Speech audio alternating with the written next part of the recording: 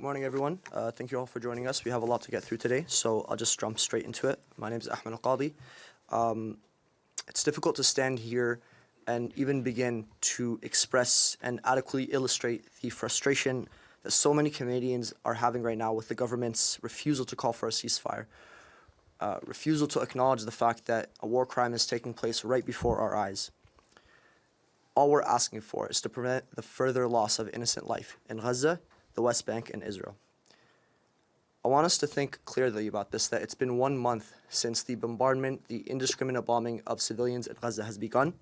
More than 10,000 civilians have been killed indiscriminately, among them over almost 4,000 children and over 3,000 women and girls. Today, what we'd like to focus on is the vulnerable communities in Gaza. The truth is simple. You either stand with the oppressed or stand with the oppressor. And our government has blatantly abetted the indiscriminate murder of civilians. Collective punishment is a war crime. We all know it. And yet our government has unequivocally stood by it and endorsed it. So we're here today to give a much-needed platform to Canadians who represent vulnerable communities in Gaza. We must recognize that civilians are being killed.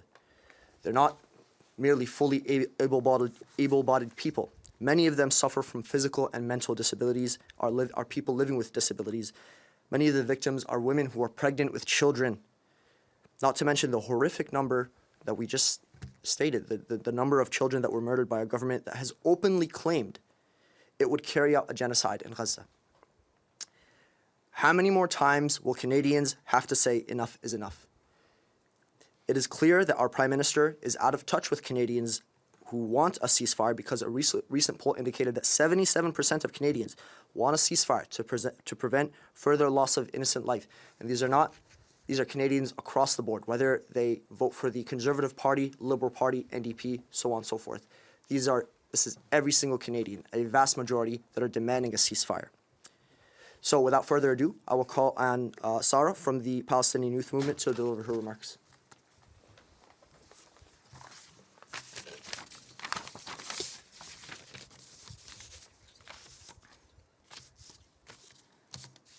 Good morning.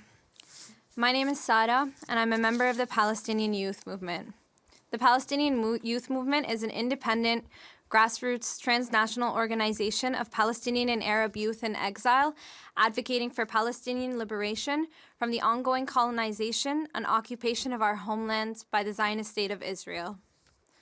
For over a month now, we have witnessed a genocidal onslaught on Palestinians in Gaza, backed and supported by our Canadian government. Israel has massacred over 10,000 Palestinians in 31 days, of which nearly half are children.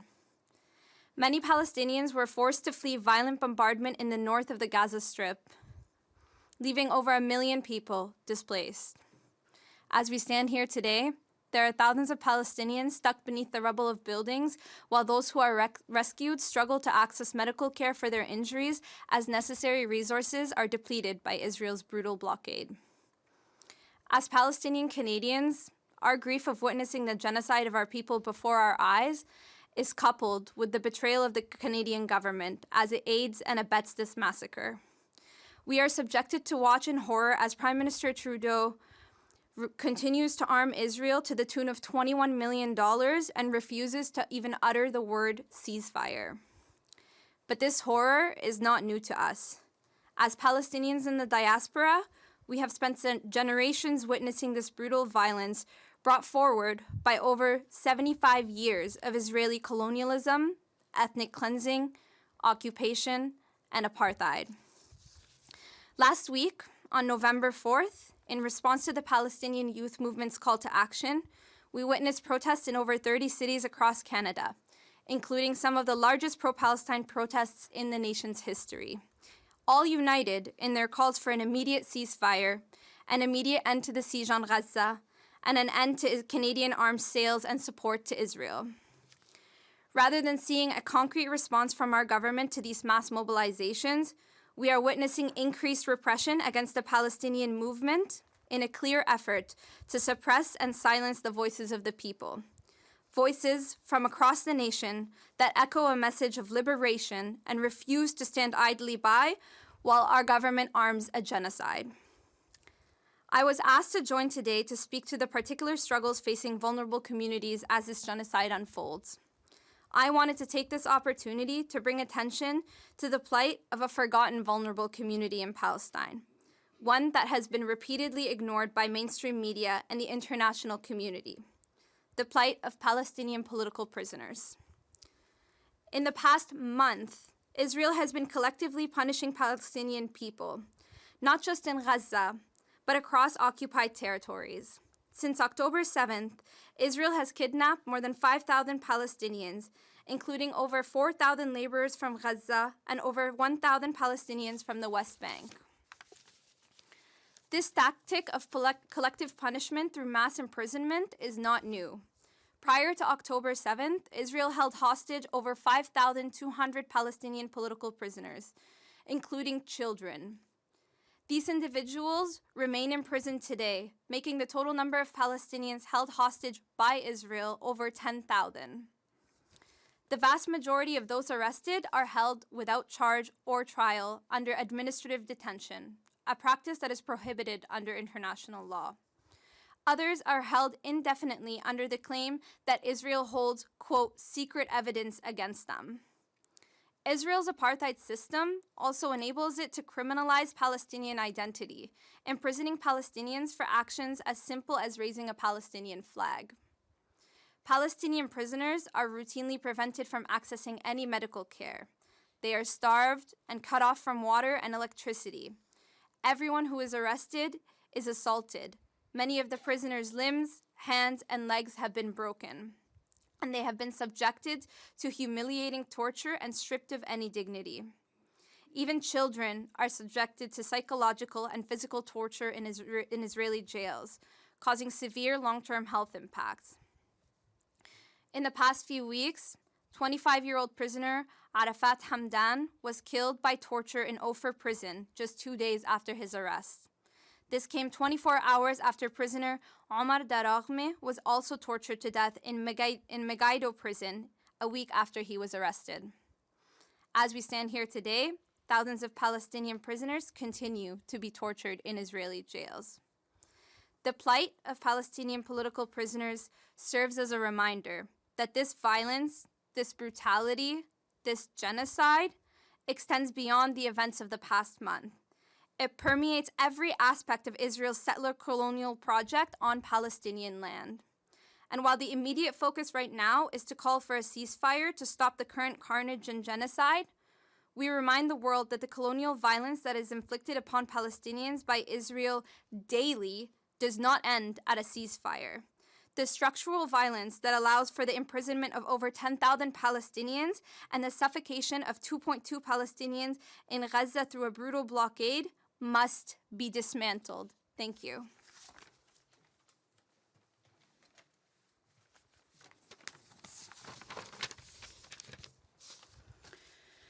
Yahya Al-Agha, 11 years old. Mahmoud Al-Sha'ir, 10 years old. Khalil Al-Sha'ir, 4.5 years old. Taleen Al-Agha, 2 years old. Asil Al-Agha, 13 months old. These are the names of only 5 children in my family that have fallen victim to the ongoing genocide in Gaza under the oppressive and fascist Israeli regime. Their lives were cut short, their dreams shattered, and their potential extinguished by an occupation, an oppressor, and an aggressor that has raged on for far too long.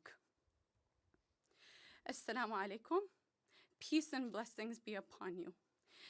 In 2:135 of the Quran it says, O believers, seek comfort in patience and prayer, for God is with those who are patient. These are the divine words by which the Palestinian people draw their strength, resilience, and power. These words embody the unyielding spirit of our cause, a spirit that will endure for generations to come. It is not just my family that has suffered as a result of the ongoing genocide in Gaza. Women and children bear the burden of the relentless storm of war crimes. The death toll of innocent children has climbed to over 4,000, a number that should shake us all to our core.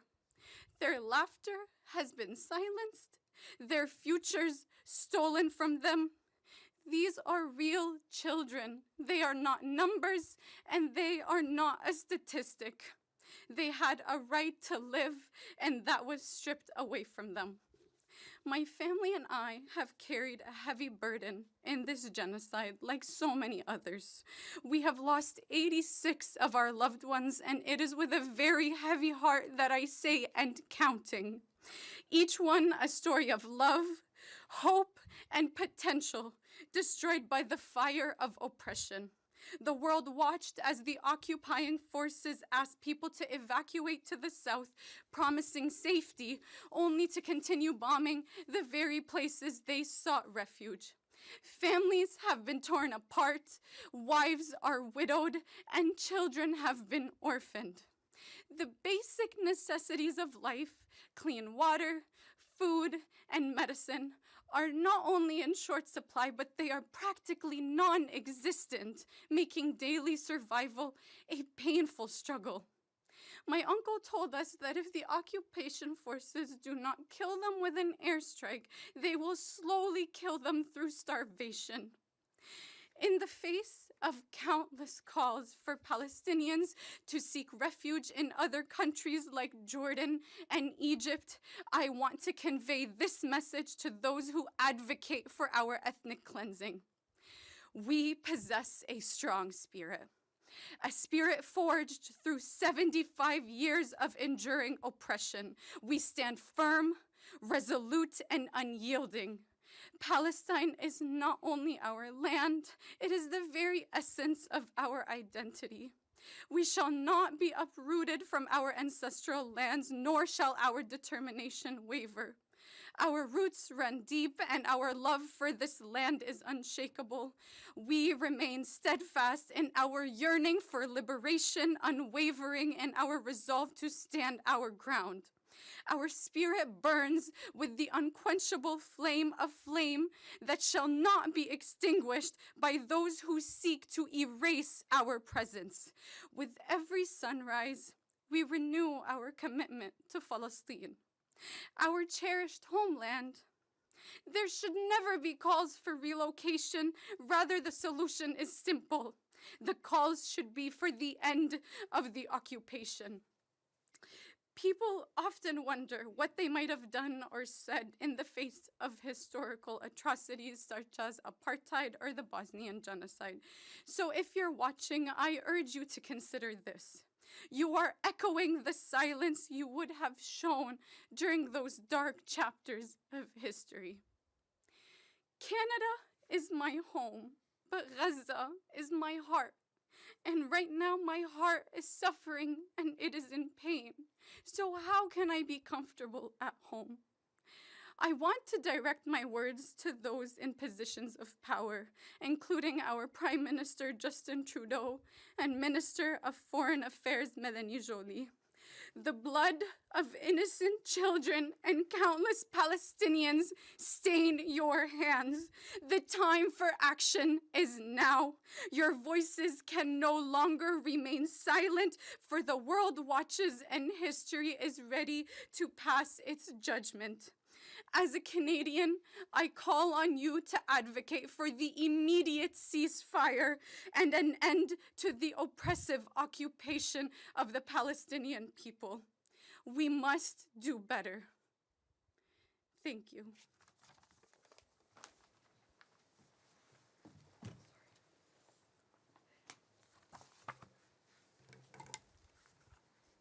Good morning. Bonjour.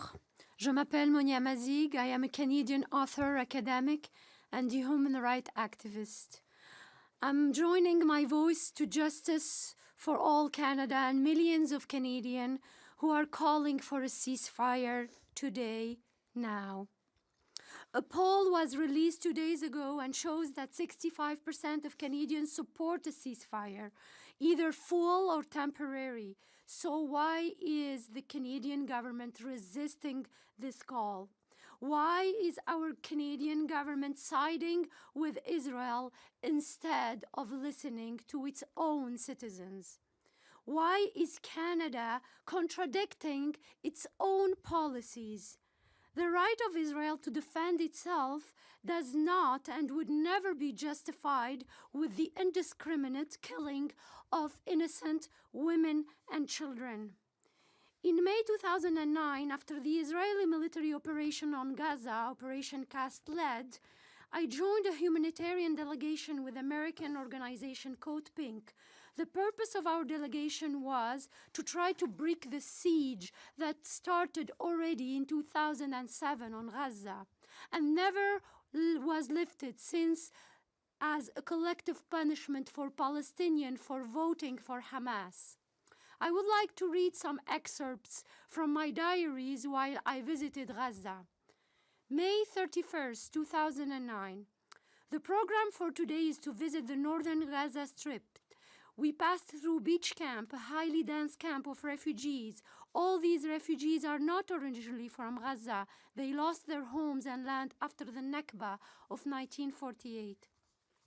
I saw many factories completely destroyed. The region is named Atatra. It was so affected by the last war. People are still living in tents. From the northern part of Gaza, we can see Ashkelon, what the Palestinian used to name Al-Majdal, part of Israel now. Our first stop was the American International School. The idea to create an American school was apparently initiated by Yasser Arafat.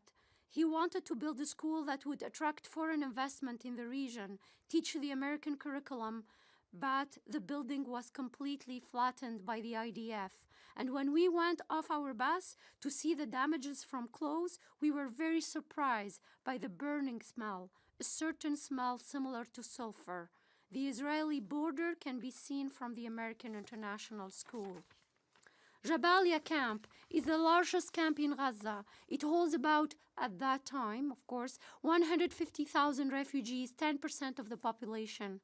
Not far from there, we passed by a destroyed cement factory, Abu Edda cement factory.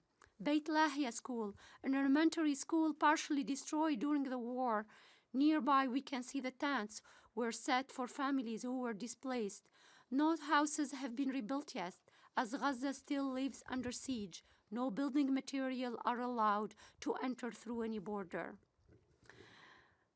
I can still see some beautiful houses, especially near the beach, some of them unfinished, but some of others completed. The houses look very big from outside, with beige stone covering all the walls, and the red roof giving the impression of a nice summer cottage. The graffiti is all over the city, painted on public walls, on houses and stores. The picture of young men, most likely died as martyrs, are pasted everywhere. The majority of people in Beit Lahia are local people and not refugees. This is the end of my diary here. What we are seeing today is not how different from what happened in 2008 and 2009. The only difference is that the number of civilians killed the numbers of civilians killed is so far 10 times far worse than the arms used today, time more lethal. In this assault on Gaza, the fate of Palestinian women, with which their children bear most of the cost and damage, is completely out of the radar of many feminists. Despite some strong feminist voices who are not intimidated, like Judy Butler, who stated a genocide is taking place with indiscriminate bombing, killing, starvation, the majority of intellectual and feminists are silent.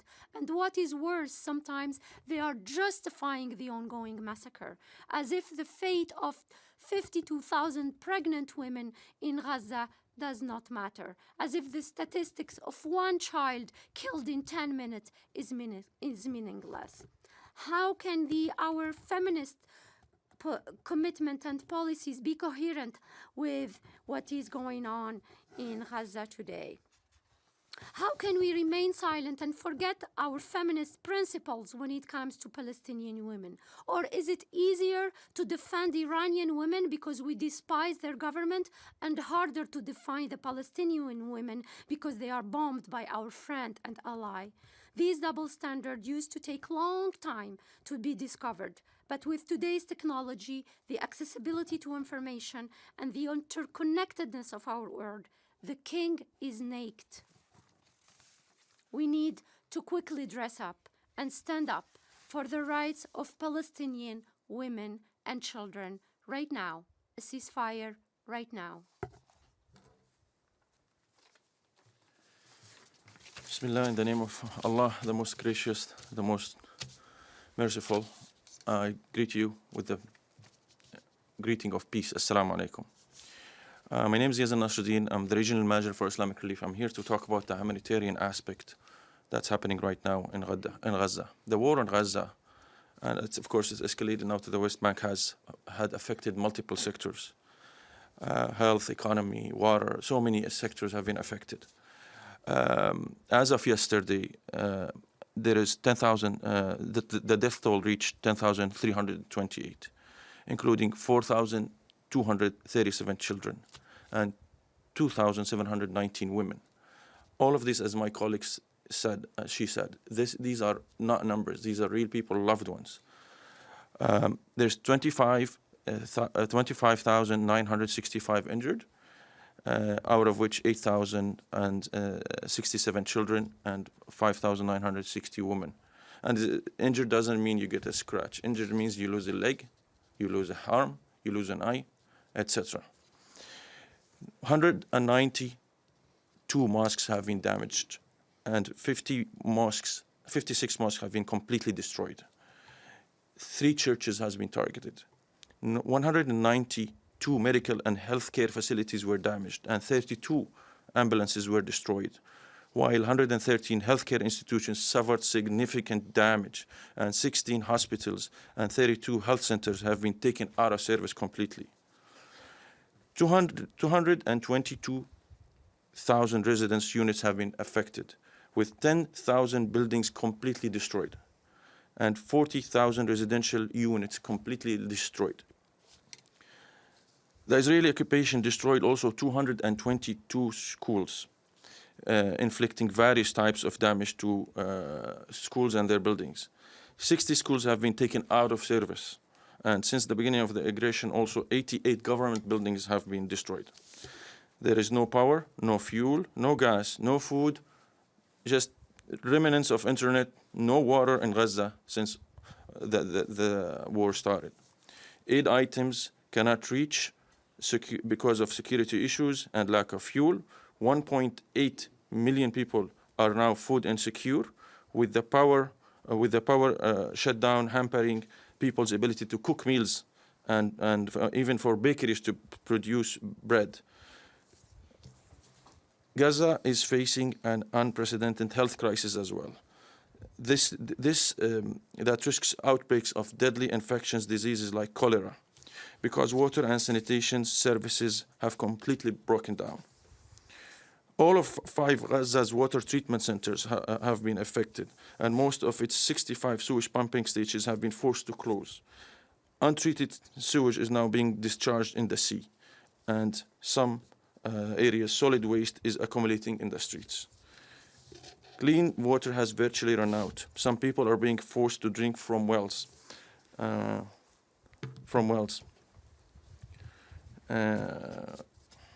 The World Health Organization recommends one person to get 50 to 100 liters of water, and we're far away from that. Overcrowding is a major concern. More than 557 people are sheltering in 92 UNRWA facilities.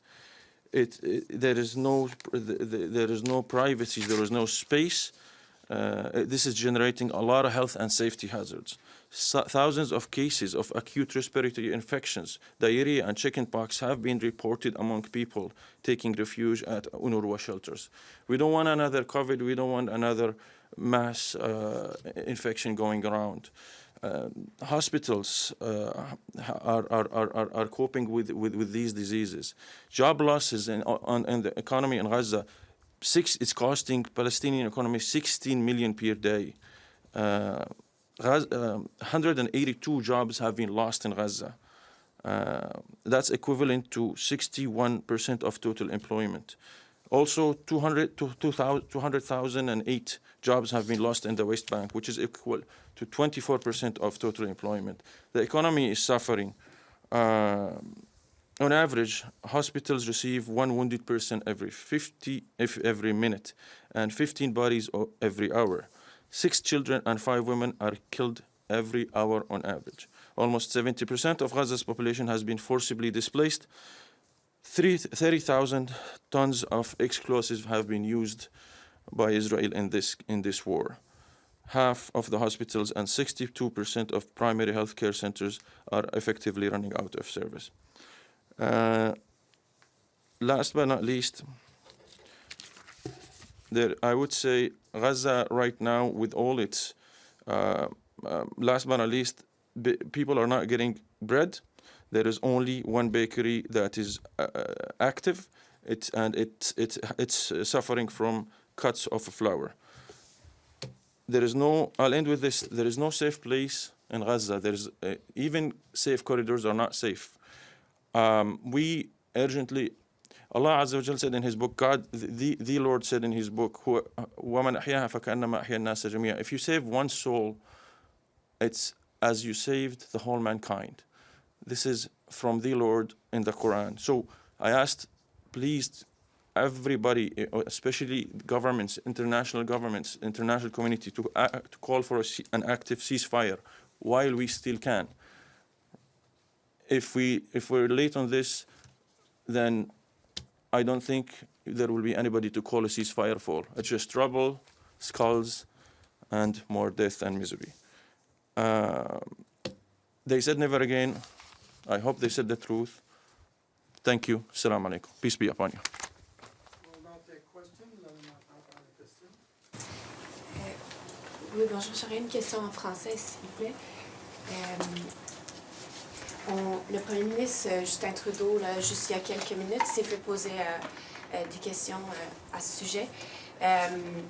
Il a dit on voit la mort, la dévastation, la destruction des familles.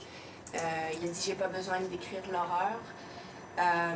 C'est pour ça qu'on appelle à une pause humanitaire. Donc il maintient qu'il veut des pauses humanitaires pour permettre la libération des otages de part et d'autre, l'acheminement d'aide humanitaire. Je sais que vous avez probablement déjà répondu à ces questions, mais pourquoi une ou des pauses humanitaires ou une trêve, ce n'est pas suffisant à votre avis? Tout d'abord, ce n'est pas suffisant parce que Israël n'a même pas répondu à ces pauses humanitaires. Et quand il y a eu quelques camions qui sont rentrés au Gaza, il y en avait quelques-uns. Apparemment, avant, c'était 400 camions qui rentraient par jour à la bande de Gaza. Maintenant, quand il y a eu quelques petites pauses, on avait vu quelques camions, une dizaine apparemment. Donc, je pense que c'est vraiment insuffisant. C'est un bon, peut-être pas dans la bonne direction, mais c'est très, très, très loin de l'état que mes collègues viennent de décrire aujourd'hui, avec les pertes humaines, avec l'absence de nourriture, d'eau. Donc, je pense que M. Trudeau a beaucoup de travail à faire, à convaincre son ami Benjamin Netanyahou, non seulement à accepter même le principe de ces pauses humanitaires, mais d'exiger un cessez-le-feu. Je pense que tout le monde de bonne foi, tout le monde qui a un cœur dans ce monde, qui ne veut pas l'histoire se répéter, accepterait l'idée très, très minimale d'un cessez-le-feu. La médiation que fait le Qatar, qui se poursuit et qui a eu des derniers développements, est-ce que ça vous donne un peu d'espoir d'obtenir ce cessez-le-feu? Oui, peut-être aujourd'hui on a tellement peu de choses, d'actes pour revoir l'espoir, pour regagner l'espoir.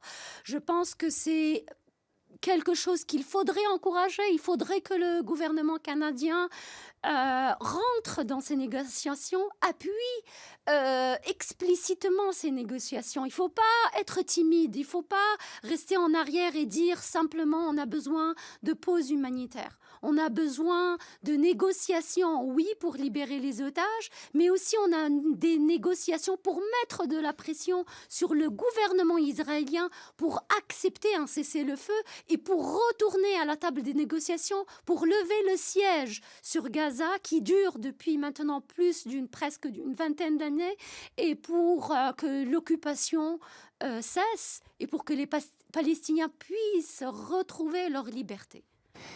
Il y a quelques jours, là, M. Trudeau a dit qu'il fallait se questionner sur le coût de la justice. Il a dit ça en français, il a dit qu'il comprenait qu'Israël tentait d'avoir la libération des otages de leur côté, comme il veut la libération des autres otages. Il se questionne, il a dit qu'il faut se questionner sur le coût de la justice. Est-ce que ça doit être que tous les Palestiniens souffrent? Il a posé cette question-là de façon ouverte. Est-ce que vous voyez ça comme une évolution un peu dans son discours? Je ne pense pas qu'il faut traiter M. Trudeau comme un petit garçon pour lui donner des bonbons ou pour lui donner des stickers à chaque fois qu'il fasse quelque chose qui finalement n'est pas extraordinaire. Je pense qu'il faudrait juste que M. Trudeau assume sa position en tant que Premier ministre de tous les Canadiens et non pas seulement l'allié d'Israël. Je pense qu'il y a, on l'a bien dit, mes collègues et moi, il y a 71%, c'est un sondage fait ici au Canada qui a demandé qu'il y ait un cessez-le-feu temporaire même ou permanent. Et donc, que M. Trudeau dise que que le coût de la justice est élevé et tout cela, moi je pense que ça c'est du baratin, avec tous mes respects pour le Premier ministre, et je pense que le temps aujourd'hui ce n'est pas aux mots, le temps c'est aux actions. Et la première action à faire, c'est de demander, commencer un cessez-le-feu dès aujourd'hui, parce que quand M. Trudeau est en train de parler, il y a des enfants qui sont tués par les bombardements d'Israël. Donc là, il faut toujours se rappeler que c'est une urgence. Okay, maybe I'll just ask a question in English. Whoever wants to intervene. So just about what Mr. Trudeau said a moment ago, he had a scrum with some journalists and he said, well, of course we see death, devastation, horror. He says he doesn't need to describe horror and destruction of families. And he says that is why his government is asking for humanitarian pause or pauses, as he previously said. I know that you all probably already spoke about that, but can you just say, because that's what he said this morning, why a pause or many pauses is not the solution for you and it's not going far enough?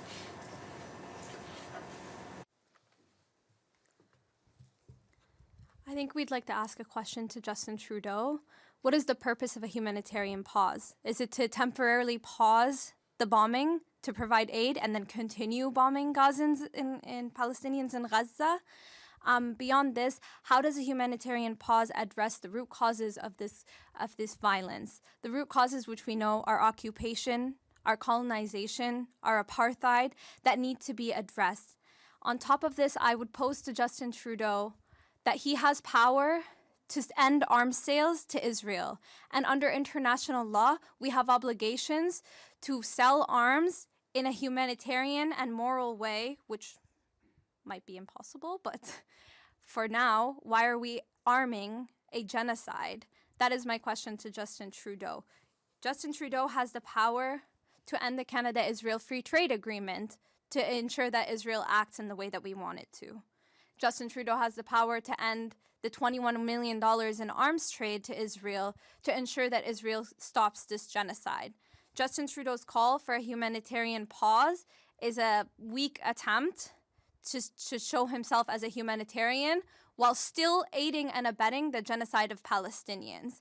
And so we won't be fooled by the idea of a humanitarian pause as though the Liberal government right now is trying to be humanitarian when we know that they are arming, funding, and supporting this genocide. And we ask for a ceasefire because a ceasefire is actually a end of bombardment, not a temporary end of bombardment. And we're asking beyond a ceasefire. We're asking for the end of the siege. We're asking for the end of occupation, because these things also need to be addressed, or else the cycle of violence will continue happening. Thank you. Merci. Merci, thank you. This concludes the press conference. Merci.